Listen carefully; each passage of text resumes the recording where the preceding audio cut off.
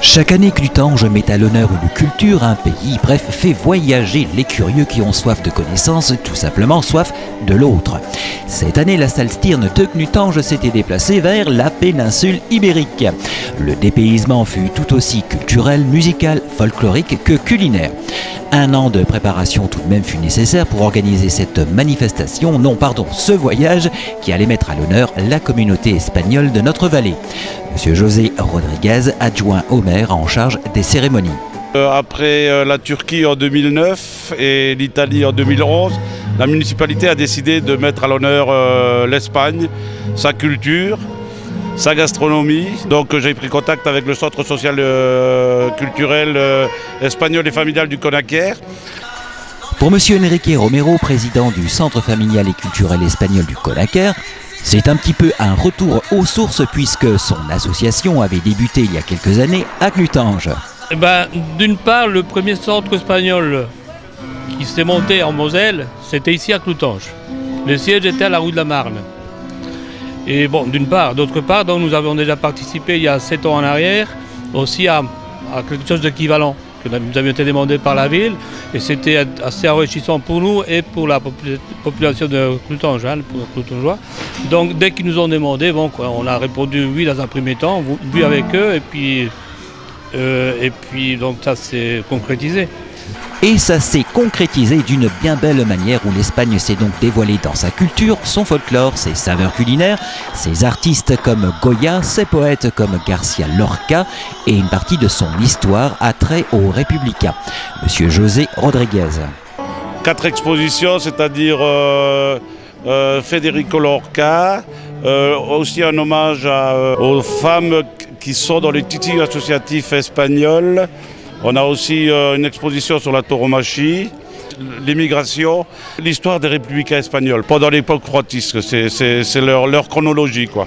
La culture musicale et folklorique et la gastronomie paella, et puis surtout les tapas que les dames de l'association du Conaquer nous ont gentiment préparé.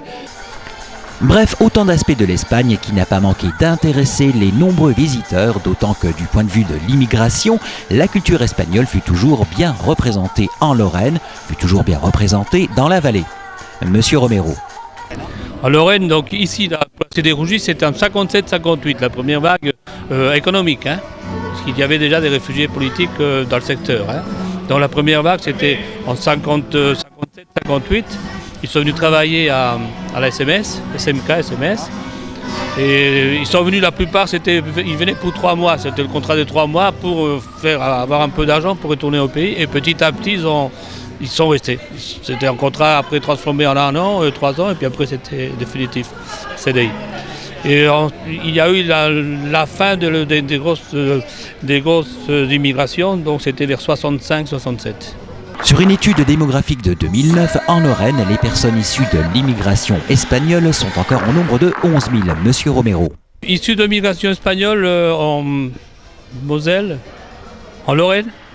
À Lorraine, nous étions 11 000. 11 000 il y a 3 ans. Parce qu'il y en a qui ont récupéré, qui ont double nationalité. Donc souvent, c'est plutôt la 3e génération qui la demande, les plus jeunes. Pour la municipalité clutangeoise, le but premier de ce type de manifestation culturelle est de faire connaître les différentes nationalités, les différentes richesses culturelles qui constituent notre vallée de la Fensch. Le but premier, c'est de faire connaître les cultures d'autres pays, surtout de la communauté européenne, à la population clutangeoise et puis par là même à toute la population de la vallée de la Fensch. Pour nous, c'est bien, ça montre plusieurs aspects de la culture espagnole dans l'immigration en France. Et puis, je pense que c'est enrichissant aussi pour la population, qui connaissent un peu mieux les Espagnols. Et comme l'écrivait García Lorca, qui faisait l'objet d'une expo qui a passionné les écoliers clutangeois, « Je suis frère de tous et j'exècre l'homme qui se sacrifie pour une idée nationaliste abstraite, simplement parce qu'il aime sa patrie les yeux bandés. Le bon chinois est plus proche de moi que le mauvais espagnol. Je chante l'Espagne, je la sens jusque dans la moelle, mais je suis d'abord citoyen du monde. »